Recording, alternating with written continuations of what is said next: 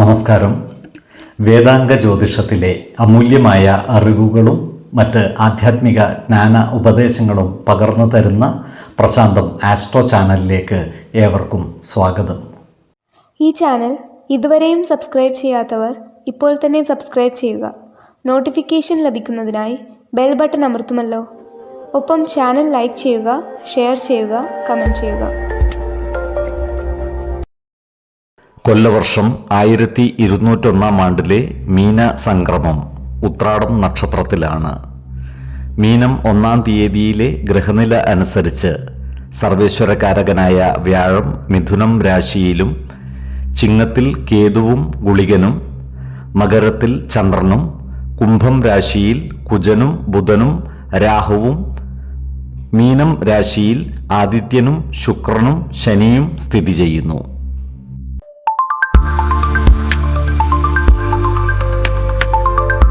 ചിത്തിര നക്ഷത്രത്തിൽ ജനിച്ചവർക്ക് പൊതുവെ ശുഭഫലങ്ങൾ വന്നു ചേരുന്ന മാസമാണ് മീനം. കഴിഞ്ഞ കുറേ കാലമായി ഇവരെ അലട്ടിയിരുന്ന പ്രശ്നങ്ങൾക്ക് പരിഹാരം ഉണ്ടാകുന്നതാണ്. ഇവർക്ക് കർമ്മ മേഖലയിൽ കാര്യങ്ങൾ അനുകൂലമാണ്. ജോലിയിൽ ശമ്പള വർധനവിനോ സ്ഥാനക്കയറ്റത്തിനോ ഉള്ള സാധ്യതകൾ കാണുന്നുണ്ട്. മേലധികാരികളുടെ അംഗീകാരം ഇവർക്ക് ലഭിക്കുന്നതുമാണ്. സഹപ്രവർത്തകരിൽ നിന്നും സഹായ സഹകരണങ്ങളും ഇവർക്ക് ലഭിക്കുന്നതാണ്. ഇവരുടെ സാമ്പത്തിക സ്ഥിതി മെച്ചപ്പെടുന്നതാണ്. അപ്രതീക്ഷിത ധനയോഗത്തിനുള്ള സാധ്യതകളും ഈ നക്ഷത്രക്കാർക്കുണ്ട്. പഴയ കുടിശ്ശികകൾ തിരിച്ചു കിട്ടുന്നതാണ്. ഭൂമി ഇടപാടുകളിൽ നിന്നും സാമ്പത്തിക നേട്ടം ഉണ്ടാകുന്നതുമാണ്. എന്നാൽ മാസത്തിൻ്റെ 2-ാം പകുതിയോടുകൂടി ചിലവുകൾ വർദ്ധിക്കുവാനുള്ള സാധ്യതകൾ കാണുന്നുണ്ട്. അതിനാൽ സാമ്പത്തിക കാര്യങ്ങൾ കൈകാര്യം ചെയ്യുമ്പോൾ ജാഗ്രത പുലർത്തേണ്ടതുമാണ്. ആഡംബര വസ്തുക്കൾക്കും മറ്റുമായി പണം ചിലവഴിക്കുന്നത് നിയന്ത്രിച്ചു നിർത്തുവാൻ പ്രത്യേകം ശ്രദ്ധിക്കേണ്ടതുമാണ്. ഈ നക്ഷത്രക്കാരായ ബിസിനസ്സുകാർക്കും കാര്യങ്ങൾ അനുകൂലമാണ്. പുതിയ ബിസിനസ് കരാറുകളിലും മറ്റും ഒപ്പിടുന്നതിന് മാസത്തിൻ്റെ 2-ാം പകുതി ഏറെ അനുകൂലവുമാണ്. വലിയ സാമ്പത്തിക നിക്ഷേപങ്ങൾ നടത്തുമ്പോൾ വിദഗ്ധരുടെ അഭിപ്രായ നിർദ്ദേശങ്ങൾ പരിഗണിക്കുന്നത് ഗുണകരമായിരിക്കും. ഈ നക്ഷത്രക്കാരുടെ കുടുംബത്തിൽ പൊതുവെ സമാധാനവും സന്തോഷവും നിലനിൽക്കുന്നതാണ്. ദമ്പതിമാർക്കിടയിൽ ഉണ്ടായിരുന്ന അസ്വാരസ്യങ്ങൾ പരിഹരിക്കപ്പെടുന്നതുമാണ്.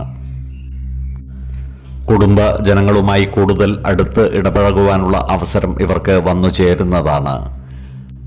കുടുംബത്തിൽ ചില മംഗളകർമ്മങ്ങൾ നടക്കുവാൻ ഇടയുണ്ട്. അതുപോലെ മറ്റ് മംഗളകർമ്മങ്ങളിൽ പങ്കുകൊള്ളുവാനുള്ള യോഗവും ഇവർക്കുണ്ട്.